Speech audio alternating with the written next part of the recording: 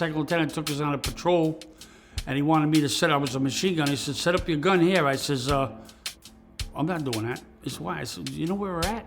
He said, yeah, just set up the gun where I'm telling you to set it up. So I turned around, and I said, you know, we're still in our own company perimeter. You know that, right? You went the wrong way. You did all kinds of wrong mapping.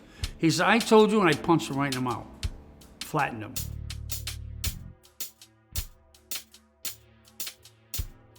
Was brought in front of the captain, the company commander, for what we called office hours, Article 39, I think. But, and I told him what happened. He said, well, you're on 2 weeks restriction. I was chopping, part of it was chopping the hedges around, chopping them, get rid of them and stuff like that. So I chopped one so deep into the ground, you could hardly see it. So I'm chopping another one, and the company commander goes, Mr. Tillinghast, this is, I bet you're thinking of me chopping that one. I said, no, sir.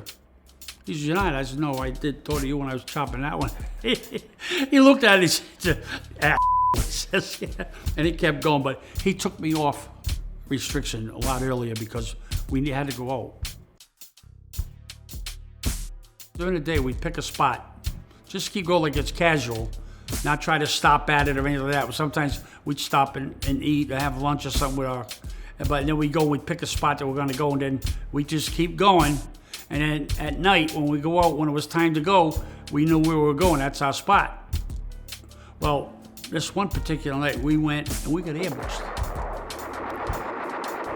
That's when the kid who was standing right next to me, somebody opened up with had to be a Brownie automatic ahead on the trail, and killed him. It didn't hit me, it hit him. Well, I wish I would have brought toilet paper with me at that time. I mean, you know, I almost pants, because but what I used to do is I used to carry 9 hand grenades, 38 stub noses, 22 9-shot pistols, plus 300 round bands of machine gun bullets.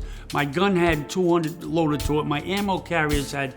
And what happened was we get hit or something like that, then every time, everybody knew to don't get ahead of me. Stay beside me, because I draw all the hand grenades, I throw them in different areas, so we'll go try to get somebody, you know, with the machine gun, would spray the area. And what I used to do was every 5 rounds with the ammo, there was a tracer round. So the tracer round is where you can kind of pinpoint, see where you're going. But at the same token, they can see where it's coming from. So what I used to do is I used to take the tracer round out and put a regular round in it. So it's just fine. Then you have to get up. You have to, when you set up the gun, you have to set it up where you can move from this spot to that spot quick. Because they figure between 25, 30 seconds, they can key in on the firepower. You know? So we just moved. We had different room. And it was no picnic. No picnic at all.